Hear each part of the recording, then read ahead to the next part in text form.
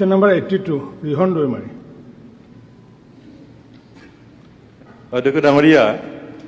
মোৰ প্ৰশ্নটো আছিলে স্যাৰ বিটিআৰ চুক্তিৰ যোগেদি আমাৰ শোণিতপুৰ আৰু বিশ্বনাথ তাৰপিছত দৰং আৰু নলবাৰী মানে 2022 চন 2023 চন আৰু 2024 চনত মুঠ 81খন গাঁও বিটিচিলৈ অন্তৰ্ভুক্ত কৰা হৈছিলে কিন্তু স্যাৰ দুখৰ কথাটো হৈছে স্যাৰ গাঁওটো বিটিচিলৈ অন্তৰ্ভুক্ত কৰা হ'ল কিন্তু অন্তৰ্ভুক্ত কৰাৰ পিছত সেই গাঁওসমূহত যোৱা 2022 চনৰ পৰা কোনো উন্নয়নমূলক কাম কৰা নহ'ল স্যাৰ শোণিতপুৰ জিলাৰ কিছুমান এৰিয়া পঞ্চায়ত এলেকাৰো আছিলে ৰেভিনিউ গাঁওবিলাক আছিলে যদিও তাত বাজেটত ধৰা আছিলে সেই সময়ত বিটিআৰত ইনক্লুড হোৱাৰ লগে লগে তাত এইটো বিটিচিত সোমাই গ'ল গতিকে তাত আমি কাম কৰিব নোৱাৰিম বিটিচিয়ে কৰিব ৱেৰেজ আমি বিটিচিত সেই অঞ্চলত কাম কৰিবৰ কাৰণে কোনো পুঁজি আমি পোৱা নাই তো সেইটো স্যাৰ এইটো কাৰ গাফিলতিত সেইটো হ'ল সেইটো স্যাৰ মোৰ প্ৰশ্নটো সেইটো এটা মানে যদি বাজেট প্ৰভিজনটো আছিল সেই গাঁওসমূহৰ কাৰণে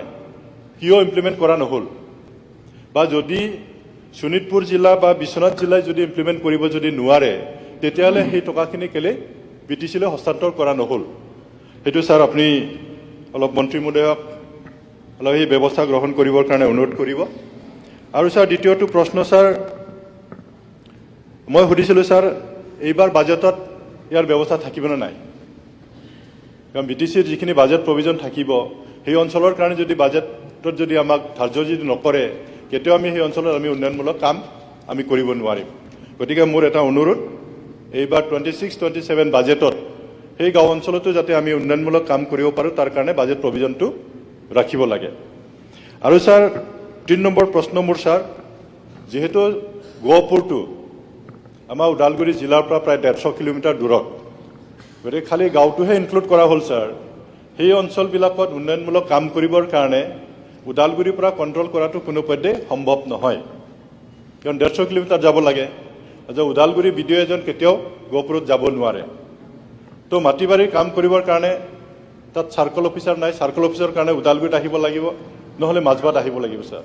তো ইয়াৰ কাৰণে অন্ততঃ গাঁও অঞ্চলৰ উন্নয়নমূলক কাম কৰাৰ কাৰণে at least BDO office block development office আৰু চাৰ্কল অফিচ যদি তাত যদি ব্যৱস্থা কৰা হয় তেতিয়াহ'লে সাধাৰণ ৰাইজৰ ভাল হ'ব স্যাৰ সাধাৰণ এটা সৰু চাৰ্টিফিকেটৰ কাৰণেও 150 কিলোমিটাৰ দূৰত তেওঁলোকে ওদালগুৰিত আহিব লগা হয় গতিকে সেইখিনি ব্যৱস্থা কৰিবৰ কাৰণে মই মাননীয় মন্ত্ৰী মহোদয়ক মই অনুৰোধ কৰিছোঁ কাৰণ সেইকাৰণে মই এই প্ৰশ্নটো জিএডিত উত্থাপন কৰিছিলোঁ কিন্তু প্ৰশ্নটো দিছে আমাৰ বড়োলেণ্ড উন্নয়ন বিভাগত